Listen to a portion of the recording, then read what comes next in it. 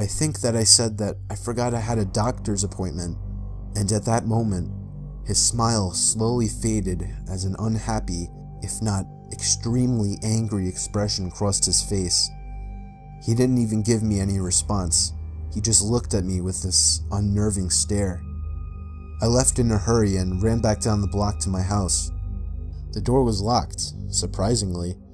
I unlocked it with the key my dad made me carry and found that he wasn't home. I really wanted him to be home.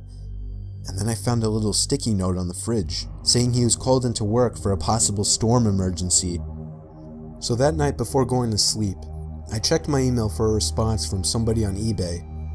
But instead, I had about 5 new emails all titled in capital letters, and they were all sent from an email named tomtom20@aol.com. It was him. I never gave him my email and still have no idea how he got it. One of the emails was titled, "You made a mistake." Another was titled, "I know where you live." And the rest were filled with profanity and threats. I was only 12 and was extremely intimidated by this, so I was ready to call my dad, but as soon as I was heading to the kitchen phone, I heard the sound of rustling bushes outside.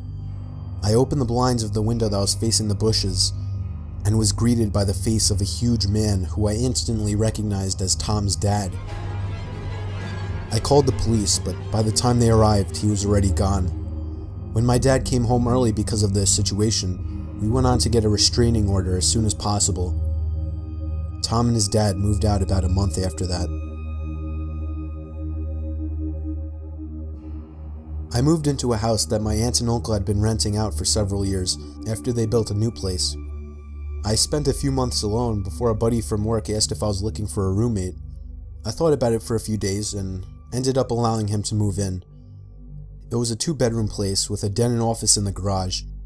He decided he wanted his own space as the bedrooms were right next to each other, so he moved his stuff into the office in the garage. And I have to admit, it was a pretty cool setup he had. The only problem, he didn't have a bathroom or kitchen out there, so he would use the kitchen and toilet in the house.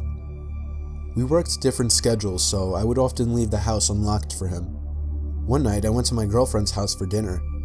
After I got back, I decided to grab a 6-pack of beer I had bought the previous night. When I opened the fridge, my beer was gone. I assumed it was my roommate and went into a blind rage. I stormed out into the garage and slammed his bedroom door open. He was sleeping and rolled over. I screamed at him, asking why he drank my beer without asking. He said he didn't touch my beer and rubbed the sleep out of his eyes. Having lived with him for a while,